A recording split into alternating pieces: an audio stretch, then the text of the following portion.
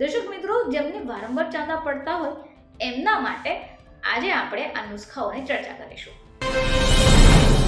નમસ્કાર દર્શક મિત્રો, ખબર છે .com પરથી હું દ્રષ્ટિ આપ સૌનું સ્વાગત કરું છું. દર્શક મિત્રો, માની લઈએ કે જો મોઢાની અંદર ચાંદા થઈ ગયા હોય તો આપણને ખાવાનું નહીં ભાવશે, કારણ કે આપણાથી ખોરાક ખવાશે જ નહીં. જરાક પણ કંઈક ખાઈએ અને જો એ ચાંદામાં અડી જાય તો જીવ નીકળી જાય. હવે આ ચાંદા જો એક પડ્યા હોય તો ઠીક, પરંતુ જો વારંવાર પડતા હોય તો આપણે પરેશાન થઈ ચૂકીએ છીએ. હવે આવી સમસ્યાઓમાં ઘણીવાર આપણે જે નુસ્ખાઓ છે, જે ઘરની જ રેમેડીઝ છે, એનો જો ઉપયોગ કરીએ તો આપણે આવી પરેશાનીઓમાંથી બહાર નીકળી શકીએ છીએ.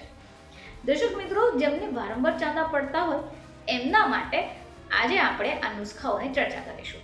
તો દાદી માના આ નુસ્ખાઓનો ઉપયોગ કરવાથી તમારા ચાંદા 2 જ દિવસમાં ભાગી જશે. ચલો વાત કરીએ કે એવી કઈ ચીજ વસ્તુ છે જે તમારા મોઢાના ચાંદાને ભગાડી દેશે. વાત કરીએ ટામેટાની. તો તમને જાણી નવાઈ લાગશે કે આ ટામેટા તમારા મોઢાના ચાંદાને ભગાવશે. ટામેટાની અંદર વિટામિન સી અને બીટા કેરોટીન હોય છે, જે તમારું પેટ સાફ કરવામાં મદદ કરશે.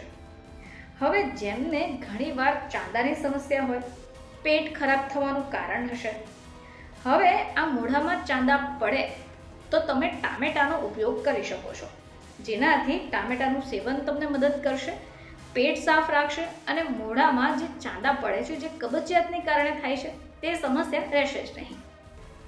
ચાલો વાત કરીએ ટૂથપેસ્ટ વિશે. જાણી નવાઈ લાગી ને?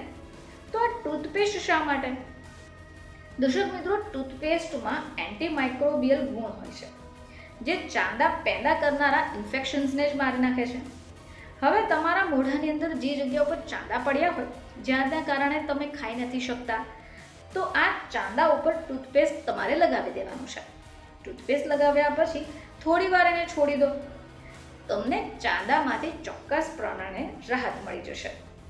ચાલો વાત કરીએ ગ્રીન ટી વિશે. તો ઘણા બધા લોકો એવા હશે જે ગ્રીન ટીનું સેવન કરતા હશે.